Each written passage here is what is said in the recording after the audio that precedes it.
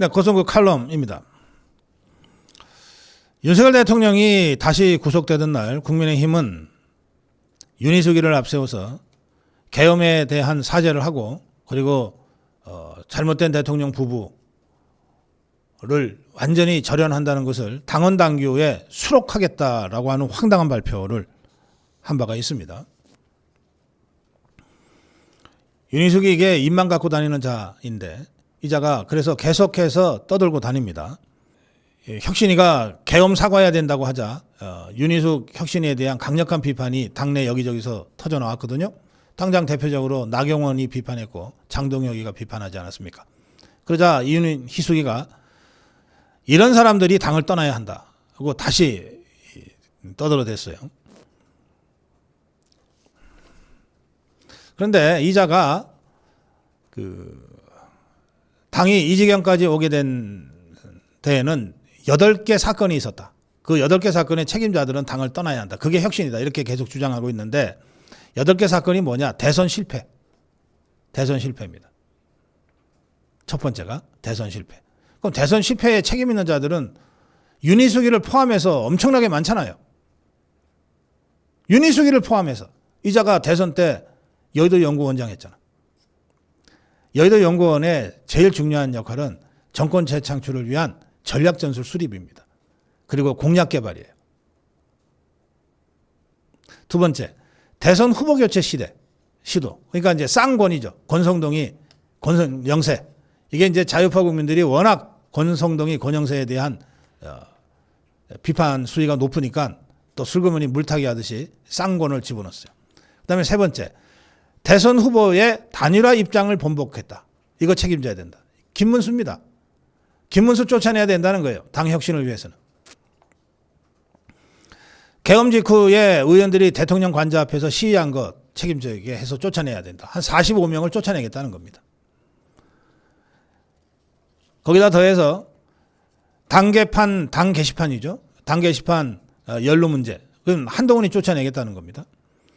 22대 총선 당시 비례대표 공천 원칙 무시한 거. 이것도 한동훈이죠. 그러니까 이게 우리 진영에 들어와 갖고서 총을 난사하고 있는데 그야말로 막 아무도 가리지도 않고 그냥 무차별 난사를 하고 있어요. 지 눈에 띄는 것만 다 그냥 갈기고 있는 중이에요. 이걸 혁신의 이름 하에 지금 하고 있습니다. 그런데 이 자가 무슨 비상계엄 사과해야 된다 그랬잖아요. 그러면서 당원 당규에다 아예 써서 완전히 절연시켜야 된다 이랬는데 이 비상계엄은 여러분들 잘 아시는 대로 대통령의 헌법상의 고유 권한입니다. 역대 대통령들 중에 비상계엄을 선포한 대통령들이 많아요. 우선 이승만 대통령은 10번인가 했어요. 박정희 대통령 5번인가 했어요. 지금 우리가 자유우파 국민의힘 얘기하면 당 이름이야 수십 번 바뀌었지만 결국 건국 대통령 이승만, 근대화 혁명가 박정희 이 두 사람을 종주로 해서 지금의 국민의힘 자유우파의 흐름을 연결해 오고 있잖아요. 그 윤희숙이 말대로 하면 이승만도 퇴출, 박정희도 퇴출, 전두환도 퇴출, 이명박도 퇴출, 박근혜도 퇴출, 윤석열도 퇴출시켜야 당이 산다는 거예요. 아니 그럴 바에야 그냥 더불어민주당에 가. 지금 우리 국민들이 자유파 국민들이 특히 국민의힘을 맹렬하게 비판하는 것은 딱 하나입니다. 국민의힘이 자유파의 관점을 가지고 제대로 종북주사파와 투쟁하고 있지 못하기 때문에 비판하는 거예요. 국민의힘이 투쟁만 제대로 잘하면 왜 우리가 국민의힘을 지지 않겠어요? 그게 핵심 아닙니까? 근데 투쟁을 하려면 어떻게 해야 됩니까? 전선이 구축이 돼야 투쟁을 하든지 말든지 하는 거예요. 우리가 무슨 저잡거리에서 시비 붙고서 그냥 주먹다짐하는 그런 싸움을 얘기하는 게 아니잖아요. 그러니까 우리가 얘기하는 투쟁은 전선이 구축이 돼서 주적이 어딘지가 분명해질 그런 싸움을 얘기하는 거예요. 그럼 지금 우리의 적이 누굽니까? 우리 자유파의 적이 누구예요? 이재명 괴물 정권, 이재명 종북주사파 정권, 이재명 개딸 정권이 우리의 적이잖아요. 그리고 이재명 종북주사파 개딸 정권의 뒤에 음흠하게 공작하고 버티고 조정하고 있는 김정은 집단, 시진핑 집단이 우리의 적 아닙니까? 이 적을 상대로 해서 전선을 구축하고 그 전선 속에서 그런데 제대로 싸우려면 우리가 이거는 고쳐야 돼. 이게 혁신이거든. 윤희석이 이자는 전선을 그쪽으로 친 게 아니에요. 확 돌아서 갖고서 윤석열, 김건희 두 대통령 부부한테 전선을 지금 쳐놓고 있는 거예요. 그러니까 잘못된 전선은 열심히 싸우면 싸울수록 우리 자유우파에게 자해적인 결과를 낳게 됩니다. 전선이 이재명 종북주사파 결달 권력으로 정확하게 설정이 되어야 우리가 그것을 공격할 수 있잖아요. 우리가 야당이니까 더구나 공격을 해야 되잖아. 공격을. 야당이 수비하는 거 봤어요? 야당이 공격하는 게 야당이지. 그래서 지금 이 전국의 핵심은 어떻게 하면 가장 위력적인 반 이재명 전선을 구축할 것이냐예요. 여기에 도움이 되는 일이라면 뭐든지 해야 돼요. 여기에 해가 되는 일이라면 하면 안 돼요. 전선을 제대로 구축해라. 전선이 구축되지 않으면 저작거리 주먹담짐밖에 안 된다. 전선을 구축해라. 전선을 구축하려면 적이 누군지가 명확해져야 된다. 지금 우리의 적은 이재명 종북주사파 개딸 권력이다. 이 이재명 종북주사파 개딸 권력과 싸울 수 있는 사람들이면 전부 다 우리 진영이라고 생각하고 함께 모아야 된다. 왜 전선을 엉뚱하게 윤석열, 김건희 대통령 부부한테 전선을 치냐. 그게 혁신이냐. 자해지. 자해 막장극이지. 이 점을 제가 다시 한번 강조합니다. 고성국 칼럼이었습니다.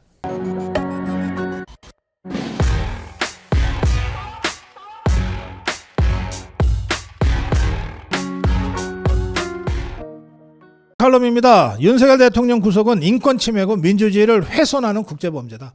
어제 모스탄 전 대사가 인천국제공항을 통해서 우리나라로 입국했습니다. 모스탄 전 대사 국제형사사법대사입니다. 국제형사사법대사. 이게 트럼프 대통령 1기 때 국제형사사법대사를 지낸 사람입니다. 그래서 보통 우리가 모스탄 전 대사라고 부릅니다.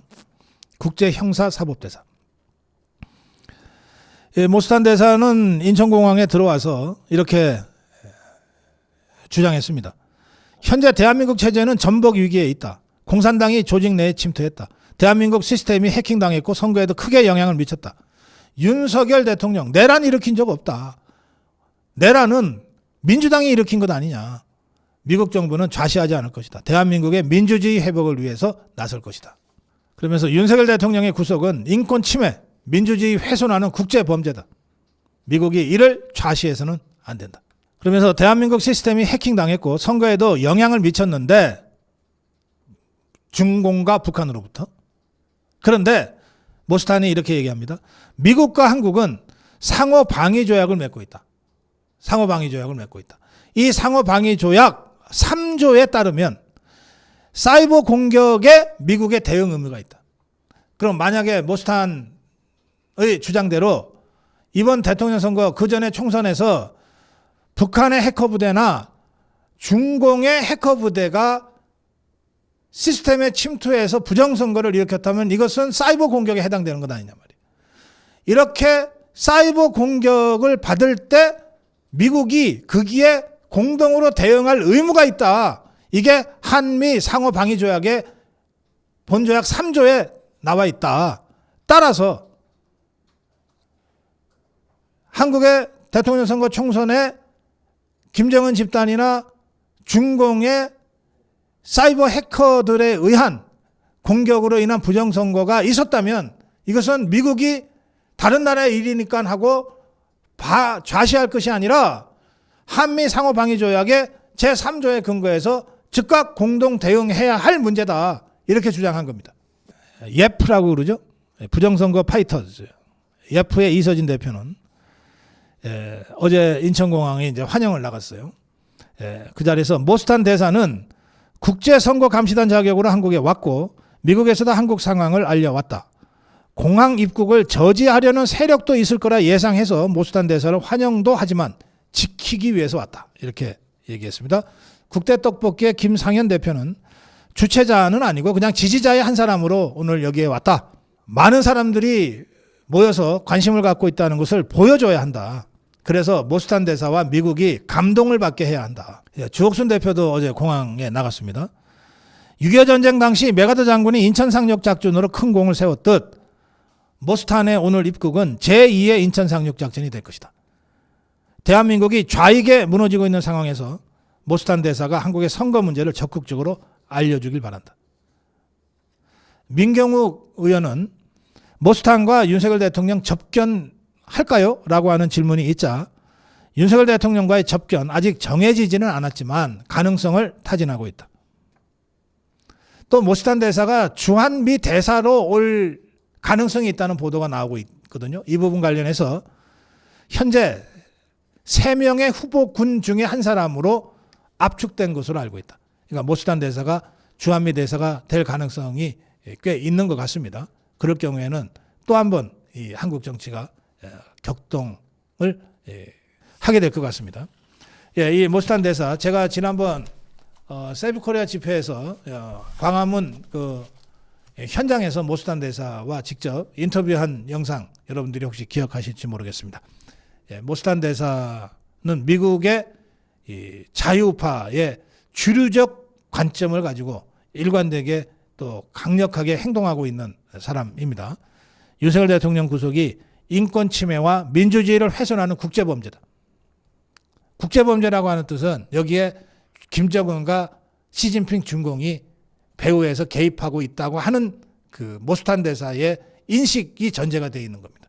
따라서 한미 상호방위 조약 제3조가 여기 나오는 거예요. 그 점에서 모스탄 대사의 이번 방안이 성과 있게 그리고 윤석열 대통령과의 접견까지 이루어질 것을 희망하고 또 강력하게 촉구합니다. 네, 지금까지 고성국 칼럼이었습니다.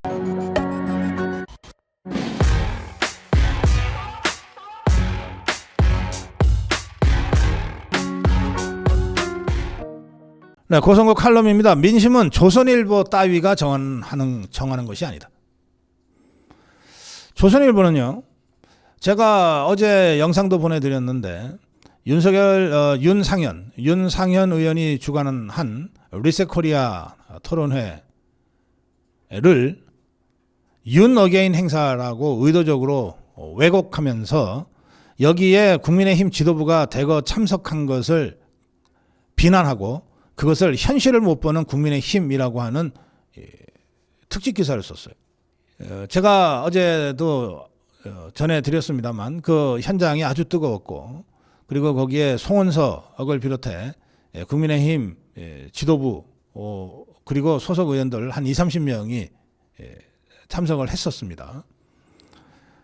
근데 그걸 가지고 이것들이 윤 어게인 행사인 것처럼 지금 왜곡하고 있는 겁니다. 그러면서 이 행사에 참석한 송원석, 김기현, 조배숙 등을 비난하고 그러면서 윤희숙이가 당헌 당규에 윤석열 대통령 관련 사과문 게시를 제안한 상황에서 당 지도부가 윤 어게인 행사에 참석해서 비판이 쏟아지고 있다 하고 얘기하고 있어요. 저는 그 비판 한 번도 못 들어봤는데 어떻게 이것들은 어디 가서 취재를 하길래 물론 이재명이한테 물어보거나 더불어민주당 것들한테 물어보면 비판하겠죠. 자, 이렇게 기사를 쓴 다음에 같은 신문입니다. 오늘자 신문에 조선일보는 사설로 이 문제를 다시 두드리고 있어요. 국힘 지도부 윤 어게인 참석, 민심 외면도 정도가 있다. 이게 제목이에요. 윤 어게인 참석이래. 팩트만 확인하면 그저께 있었던 윤상현 의원 주최 토론회는 보수의 새로운 시작을 위한 모색을 위한 토론회였고 보수 재건을 위한 토론회였지 윤 어게인 행사가 아니었습니다. 윤 어게인은 서초동에서 그리고 지금은 서울구치소 앞에서 그리고 전국 각지의 젊은 청년들이 하고 있는 게 윤 어게인 행사예요. 자, 조선일보는 사설에서 국민의힘 지도부가 윤 어게인 행사에 참석했다고 한다. 이렇게 딱 왜곡 규정을 해놓고 나서 부정선거 음모론을 주장하는 사람들 일부가 윤 대통령의 복귀를 의미하는 윤 어게인 행사를 벌이고 있다고 주장하고 있어요. 자, 우선 부정선거 음모론 주장하는 사람들 없습니다. 부정선거와 관련된 의혹을 제기하는 수많은 국민들이 있을 뿐입니다. 그리고 그 의혹은 합리적 의심은 수많은 물적 증거에 의해서 뒷받침되고 있어요. 그게 무슨 음모론입니까? 그 다음에 그 사람들 중 일부가 윤석열 대통령 복귀를 의미하는 윤어게인 운동이래. 윤어게인 운동을 좀 제대로 취재를 하든지 아니면 함부로 더러운 입을 놀리지 말아야지. 윤어게인은 윤석열 대통령의 정신을 이어받자는 운동이에요. 윤석열 대통령이 복귀? 다시 대통령으로 복귀? 그런 주장하는 사람이 어디 있어요? 그리고 이 자들은 이게 사설이니까 이게 조선일보의 얼굴 아니에요. 누가 썼든. 이 자들은 그 다음에 이렇게 얘기합니다. 윤 전 대통령 복귀라는 황당한 주장을 하는 행사라는 걸 알면서도 참석했대. 지도부가. 그런 거 아니잖아. 아니라니까. 민심을 외면하는 정도가 아니라 민심에 침을 뱉는 행위라고 할 수밖에 없다. 이것들이 왜곡해서 딱 전제하고 규정해 놓은 다음에 막 두들겨 패는 거야. 그래가지고 민심에 침을 뱉었대. 네. 조선일보에 침을 뱉어 주고 싶다. 이 사설을 보고. 그러면서 이 자들이 결국 하는 말은 뭐냐. 국민의힘 문제는 결국 구주류의 문제다 그랬어요. 이게 속내가 빤히 보이죠? 이것들은 어떻게든 이번에 한동훈이가 다시 당권 잡기를 바라는 거예요. 그래서 이렇게 두들겨 패는 거예요. 그래서 제가 그냥 점잖게 한마디만 하겠습니다. 민심은 조선일보 따위가 정하는 것이 아니다. 어디 잽이도 안 되는 것들이 민심을 너희들 마음대로 정하려고 그러냐. 그냥 민심을 정확하게 전달하기 위해서 노력해라. 민심을 만들려고 하지 말고. 민심을 정확하게 전달만 해. 네, 고성국 칼럼이었습니다.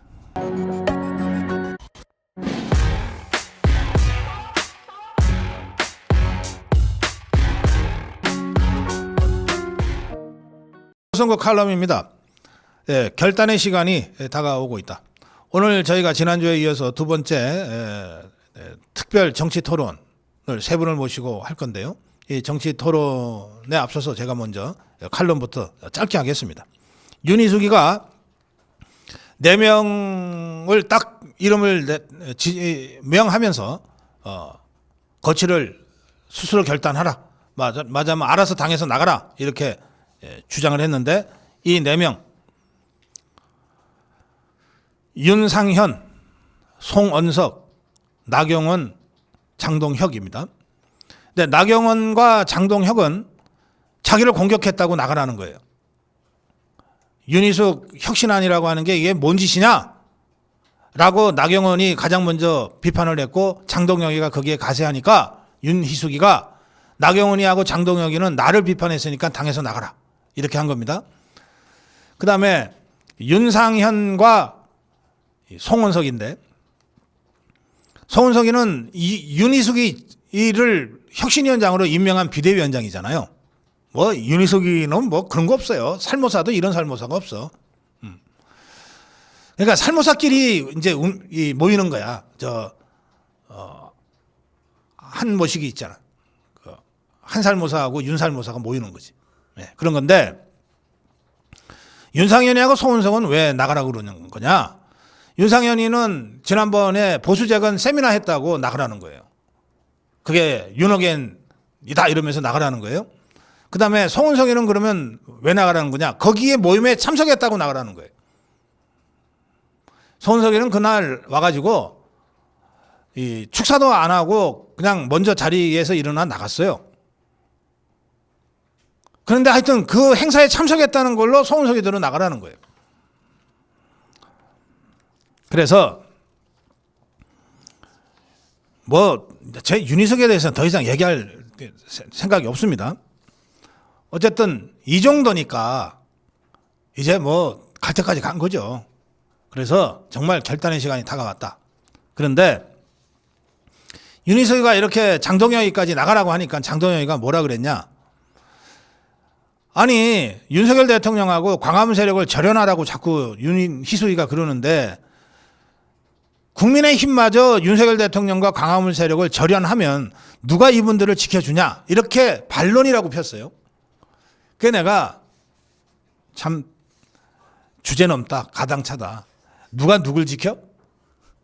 야 국민의힘이 언제 대통령 지키고 광화문 세력 지켜줬냐? 장동혁 정신 차려. 뭐 윤희숙이하고 싸우고 뭐 안철수한테 몇 마디 하고 김영태한테 몇 마디 하면 그게 무슨 뭐 자유파의 무슨 보증수표처럼 되는 거야? 누가 누굴 지켜줘? 마치 국민의힘이 지금까지 윤석열 대통령 지키고 광화문 태극기 애국 세력을 지켜줬는데 이제 그들과 절연하라 그러면 그 사람들을 누가 지켜주냐? 이런 식으로 지금 장동혁이가 얘기하고 있는데 아니 난 가당치도 않다. 정신 차려라. 누가 누굴 지켜줘? 자유파가 윤석열 대통령 지켰고 자유파가 국민의힘 그래도 아무리 찌질하고 모질래도 저거밖에 없으니 어쩔 수 없이 표 모아주자고 지켜주지 않았냐. 정신 차려라. 누가 누굴 지켜줘. 제가 장동혁 안 믿는다고 여러 번 방송에서 말씀드렸어요. 여러분들이 좀 의아해 하셨을 거예요. 이래서 제가 안 믿는 겁니다. 이래서 여러분들 제가 뭐라고 말씀드리면 정치판의 그 뒷얘기까지 제가 일일이 못하잖아요. 그냥 말씀드리면 다 이유가 있겠거니 좀 해주세요. 1년 전에 한동훈이 그렇게 안 된다고 제가 그럴 때 여러분들 생각도 안 하고 고성국이 저게 왜 저래? 제가 오늘 김문수한테 정신 차리라고 그랬어요. 그러니까 다 이유가 있는 겁니다. 제가 장동혁이 못 믿는다. 다 이유가 있는 거예요. 저는 이제 정말 국민의힘은 끝났다고 봅니다. 그래서 결단의 시간이 다가오고 있다. 그 말씀을 제가 드리는 겁니다.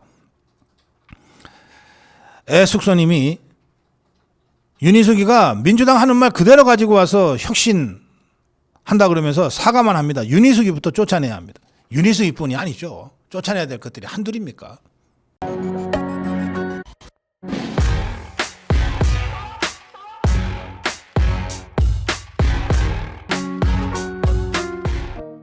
네, 고성국 칼럼입니다. 아까 그 141원 전해드리면서 고성국 칼럼에서 미국 국민들이 분노한다는 진 커밍스의 칼럼을 좀 요약해서 전해드리겠다. 이렇게 말씀드렸습니다. 이 칼럼은 출처를 밝히면 SNS 공유가 허가되는 겁니다. 그래서 제가 출처를 밝혀드리겠습니다. 진 커밍스라는 사람이 쓴 칼럼인데요.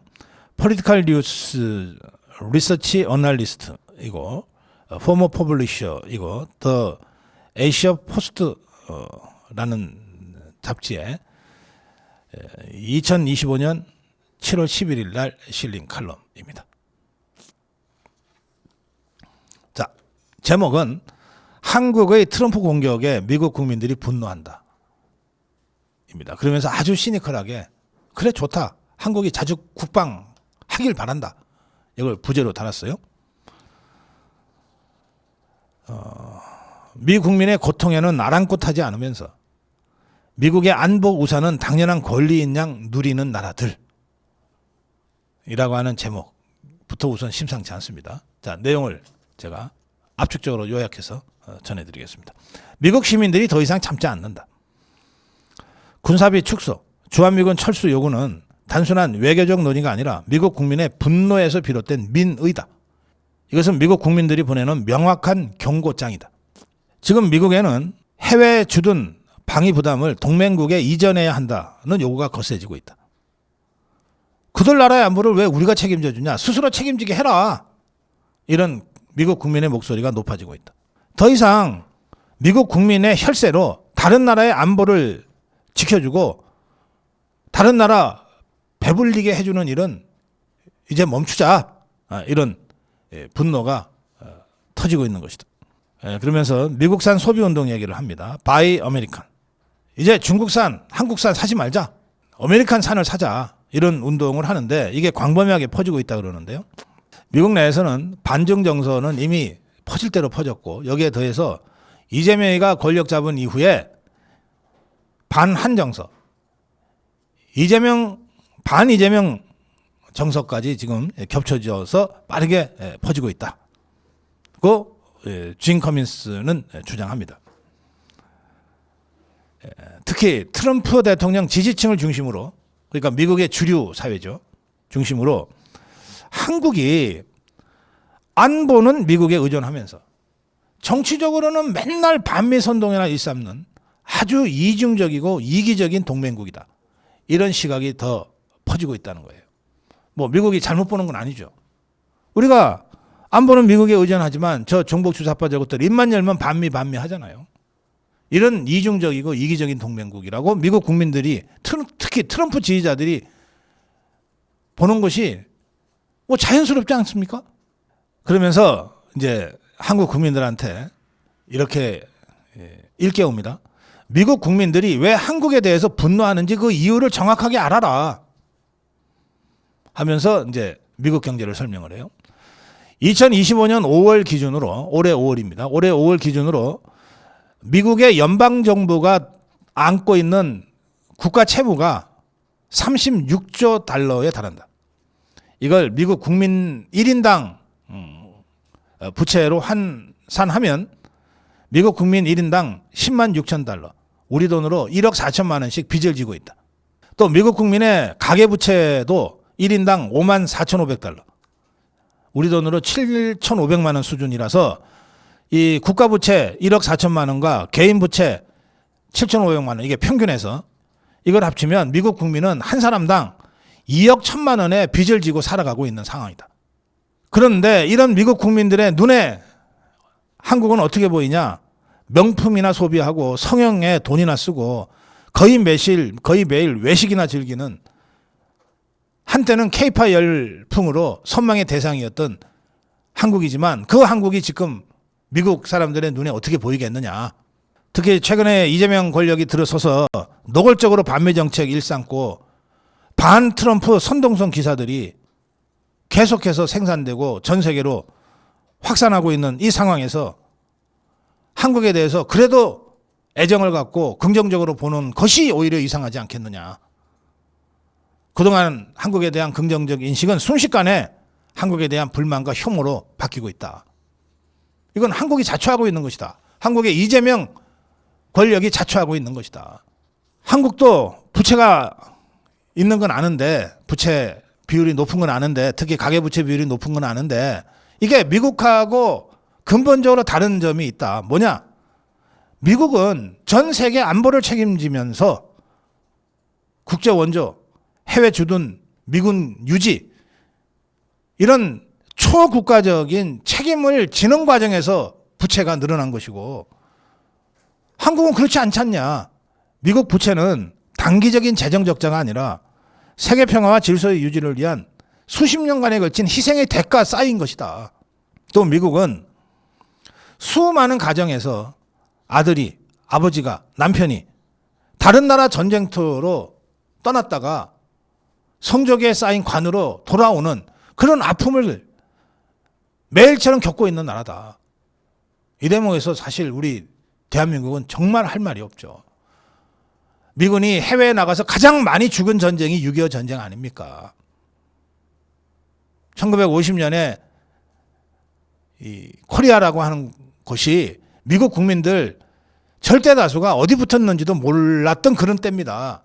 그런 때에 이 전쟁터에 5만 명 이상의 미군이 와서 죽거나 다치거나 포로가 되지 않았습니까? 미국 역사상 가장 많은 이 해외 전투 전사자를 냈던 곳이 이 6.25 전쟁입니다. 정말 할 말이 없잖아요, 우리가.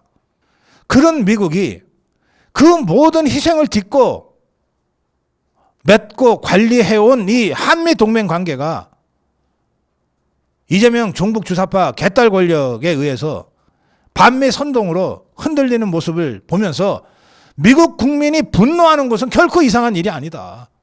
이걸 한국 국민들이 알아야 된다. 그러면서 이제 이 진 커밍스가 아주 시니컬하게 얘기합니다. 자, 이재명 권력은 또 한국의 종북 주사파들은 입만 열면 자주국방을 외친다. 마치 미국이 한국을 쥐고 흔들면서 방위비 더 내라, 관세 더 내라 하면서 한국을 뜯어먹는다는 식의 프레임을 지금 만들고 있다. 미국을 마귀화하고 악마화하고 한국을 뜯어먹는 식인 국가처럼 한국 국내 여론을 선동하고 있는데, 그러다 보니까 대통령 특사로 오겠다는 자가 트럼프를 미친 사람이라고 대놓고 얘기했던 자가 검토가 됐기도 하고, 뭐 경제 폭력, 깡패 외교, 트럼프 대통령의 관세 정책에 대해서 이런 비난을 이 정권 쪽에 있는 자들이 하지 않았냐. 좋다. 뜯어먹자. 근데 도대체 누가 누구를 뜯어먹었던 것이냐. 미국이 한국을 뜯어먹었던 것이냐, 아니면 한국이 미국을 그동안 뜯어먹고 살았던 것이냐. 한번 따져보자. 2024년 기준으로 한국은 미국을 상대로 660억 달러, 90조 원 이상의 무역 흑자를 기록했다.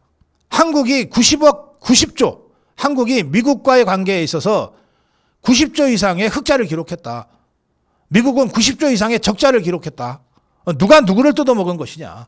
이렇게 한국에 90조 뜯어먹히고, 일본에 또 뜯어먹히고, 중국에 뜯어먹히고, 전 세계에 뜯어먹히는 바람에 미국은 1,000조 원이 넘는 무역 적자와 연방 부채를 안게 됐다.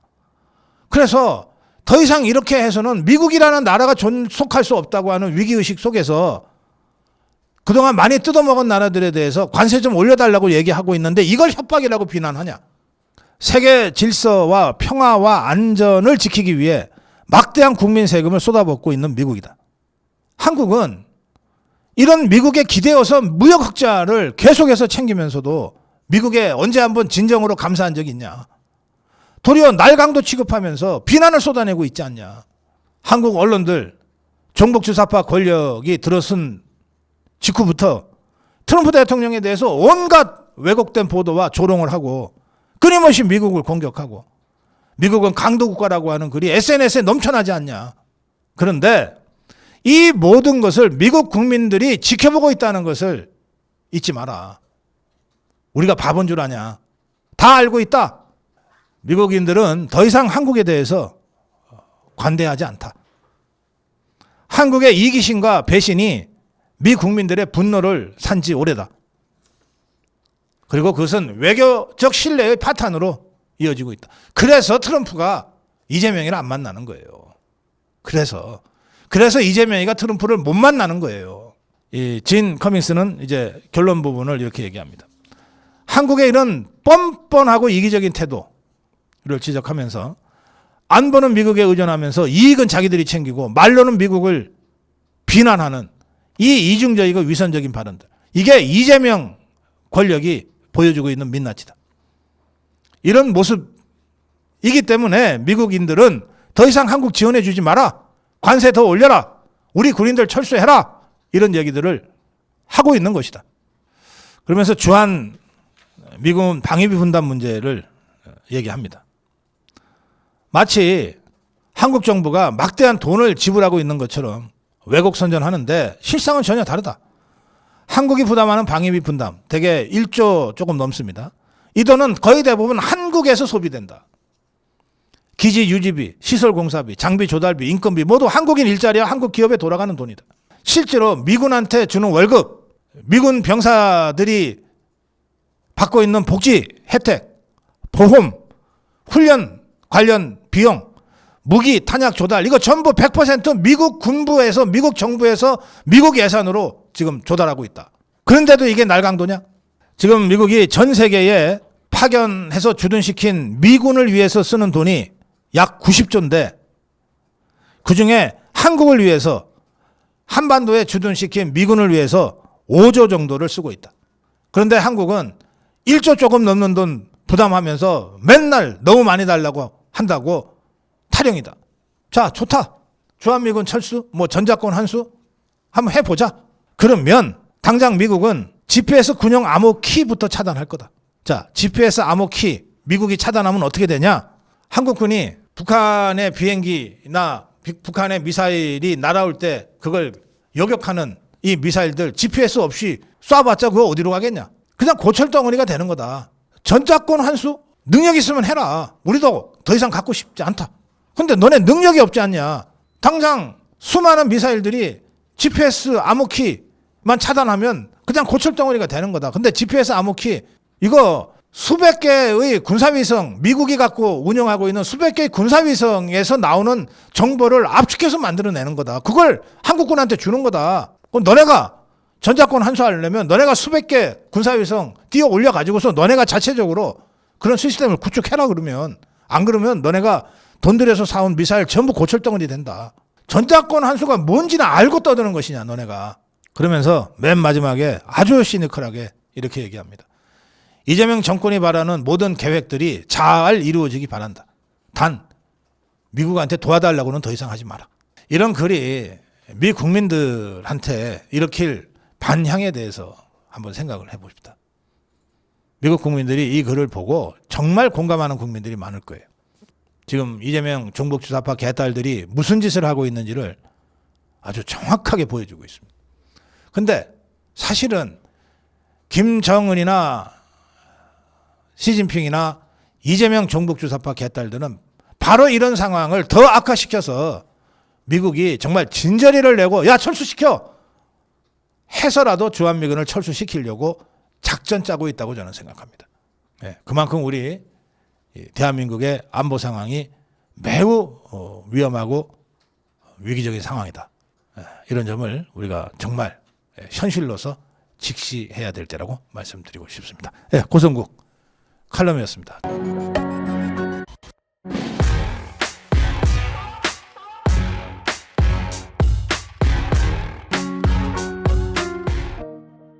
네, 고성국 칼럼입니다. 전한길 당대표에 출마하라. 최근 들어서 저희 댓글창도 그렇고 우리 자유파 커뮤니티나 SNS에 장동혁을 지지하는 글들이 많이 올라옵니다. 근데 보면 몇 사람이 계속 그 주장하는 것 같아요. 뭐 같은 아이디로 같은 얘기를 계속해서 올리는 거 보니까 장동혁이 쪽에서 뭐 SNS 작업을 하나 싶은 생각이 들기도 하는데, 뭐 그거야 정치하는 사람들이 늘 하는 일이니까 뭐 그렇다 치고요. 근데 제가 여러분한테 좀 이런 말씀을 여러분들 한번 생각해 보시라고 드립니다. 당 대표가 아무나 되는 겁니까? 둘 중에 하나는 있어야 도전할 꿈이나 꾸는 겁니다. 둘 중에 하나가 뭐냐? 하나는 자유파와 당원들의 강력한 지지가 있을 때, 그때 이 정도 지지가 있으면 내가 출마해도 당선될 수 있겠다라고 계산이 서야 출마하는 거예요. 우리 어제 그저께 이 자리에서 정치 토론하면서 2, 3회에 윤종훈 수석부회장이 당대표 출마하겠다고 했잖아요.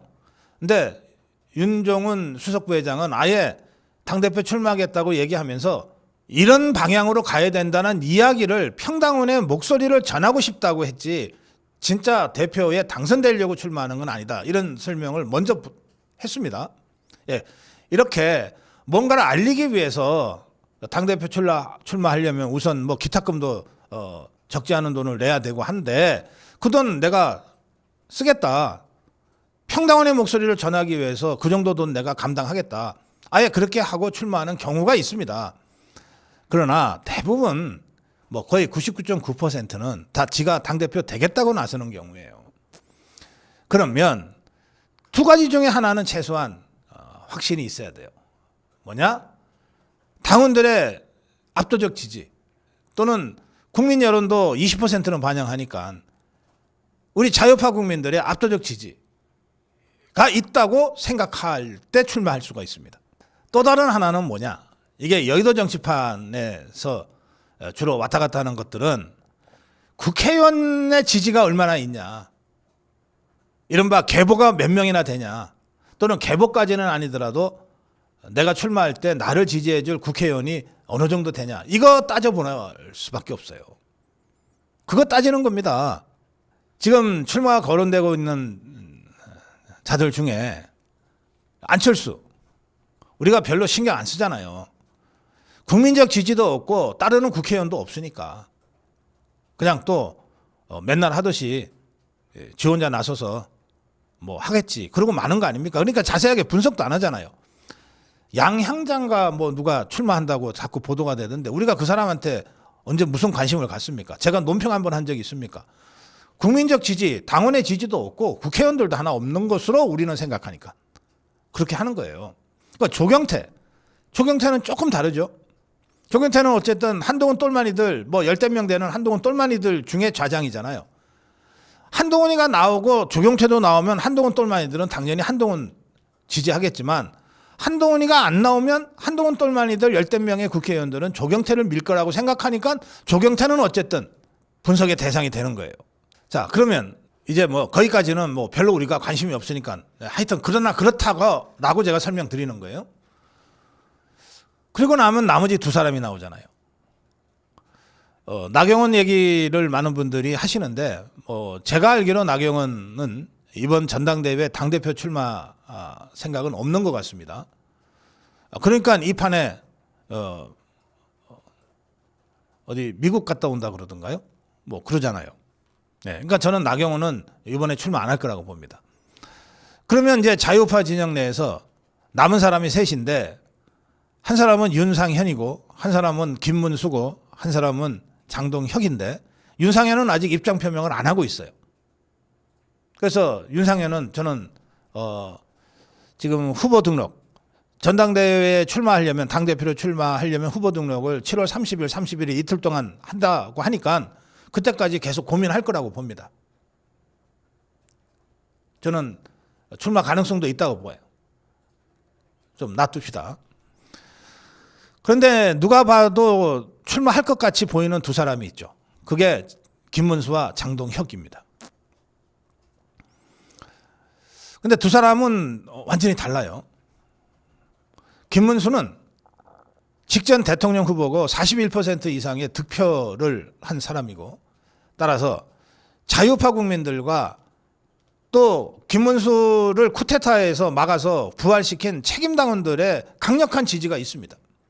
그 지지가 실체적으로 존재하고 확인이 돼요. 그러니까 국회의원 하나 없어도 김문수는 가장 유력한 당대표 후보인 겁니다. 그 장동혁이 뭐냐? 탄핵 저지 투쟁에 막판에 얼굴 좀 보였다고 갑자기 우리 자유파가 한동훈이 밑에서 사무총장 하면서 공천 완전히 말아먹었던 총선 패배 원흉 중에 하나를 우리 자유파가 다 용서했습니까? 언제? 한동훈의 최측근으로 온통 호가호위했던 그 장동혁이를 우리 책임당원들이 언제 용서한 적이 있습니까? 그런데도 장동혁이가 출마 쪽으로 지금 움직이고 있는 것 같아요. 또 뭐 열심히 뭐 댓글 활동도 하는 것 같은데 그럼 도대체 장동혁이는 뭘 믿고 이럴까? 전 현역 의원들의 지지가 있을 거라고 생각합니다. 현역 의원들의 지지. 그럼 도대체 어떤 사람들이 장동혁이를 지지할까? 여기서부터는 제 추정입니다. 추정인데 우선 한동훈 똘마니들은 아닐 거 아니에요. 누굴까? 김문수를 마음으로 김문수 계보는 아니지만 그래도 김문수가 돼야 되라고 생각하는 많은 국회의원들도 아닐 거라고 저는 생각합니다. 그럼 또 누굴까 도대체? 저는 쌍권일 가능성이 많다고 생각합니다. 쌍권 이자들이 그냥 물러날 자들이 아니에요. 권성동이의 특히 쌍권 중에서도 쿠데타 실패한 직후에 책임지고 물러난 권영세보다 권력욕에 있어서는 10배 더 강한 것이 권성동입니다. 박근혜 대통령 눈물 줄줄 짜면서 제발 탄핵시켜주세요 해갖고 그렇게 천박하게 배신까지 했던 자가 버젓이 살아남아갖고서 여전히 당 주류로 활동을 하고 윤석열 대통령 정치판 들어오자마자 가장 가까운 친구라고 온갖 호가 호의는 혼자 다 하면서 여기까지 와서 윤석열 대통령 막상 탄핵당할 때 비대 원내대표였잖아요. 그러니까 이 권성동의 권력욕은 그건 뭐 정말 천하가 다 아는 겁니다. 근데 이자가 지금 조용히 있어요. 윤희숙이가 쌍권 물러가라고 할 때 윤희숙이하고 논란이라도 벌인 거는 권영세지 권성동이 아니에요. 아무것도 안 하고 있을 자가 아닌데 왜 이렇게 조용할까? 저는 장동혁이가 뭔가를 믿고 출마를 한다면 쌍권, 특히 그중에서도 권성동이의 지원을 약속받았거나 또는 기대하고 움직이고 있을 거라고 생각합니다. 제가 어제도 그런 말씀 드렸어요. 제가 한동훈이 안 된다고 했을 때 많은 분들이 고성국이 왜 저러느냐 했지만 1년도 되지 않아서 고성국이가 왜 그랬는지 여러분들이 다 아시잖아요. 제가 장동혁이 못 믿는다고 말씀드렸는데 그냥 조금만 지내보시면 알아요. 제가 더 많은 여러 가지 정치판의 정보와 풍문을 듣고 있지만 여러 가지 이유로 제가 그런 말씀들을 안 드리고 있을 뿐이에요. 그러나 정치판의 상식으로 봐서 책임당원들과 자유파 국민들의 강력한 지지가 있거나 또는 아주 유력한 정치인 또는 국회의원들의 강력한 지지가 있지 않으면 당대표 출마는 꿈도 못 꾸는 겁니다. 김문수가 자유파 국민의 지지, 당원의 지지를 갖고서 출마한다. 이건 누가 봐도 눈에 분명히 보이잖아요. 근데 장동혁은 그게 아니란 말이에요. 근데도 출마를 해. 그리고 유력한 후보로 거론이 돼. 이건 도대체 뭘까? 저는 추정컨대 쌍권의 지지가 약속되어 있거나 또는 장동혁이 스스로 그렇게 기대하고 있거나 그렇게 돼서 지금 움직이지 않으면 장동혁이를 설명할 수가 없다. 그런 제 나름의 합리적 추정을 제가 여러분께 설명드리는 겁니다. 잘 생각해 보시기 바랍니다. 오늘 칼럼은 장동혁이가 아니고 전한길이 주제입니다. 전한길은 윤석열 대통령을 지지한다. 윤석열 대통령의 명예를 회복해야 한다. 윤석열 대통령의 정신을 이어받아야 한다. 이런 걸 주장하는 당대표 후보가 아무도 없으면 내가 당대표에 출마했으라도 그 주장을 하고 그 생각을 함께하는 당원들과 국민들의 뜻을 받들겠다. 이렇게 주장했습니다. 전한길이 그냥 온라인 입당을 하고 뒤늦게 전한길이 스스로 자기 입으로 나 입당했습니다라고 밝히기 전에는 아무도 몰랐던 국민의힘에서 막상 밝혀지자 송원석이가 아이고 뭐 평당은 한 사람 입당에 뭐 이렇게 호들갑 거 있냐라고 했던 이 송원석이가 하루 만에 입장을 바꿔가지고 조치를 검토하겠다. 조치를 검토하겠다.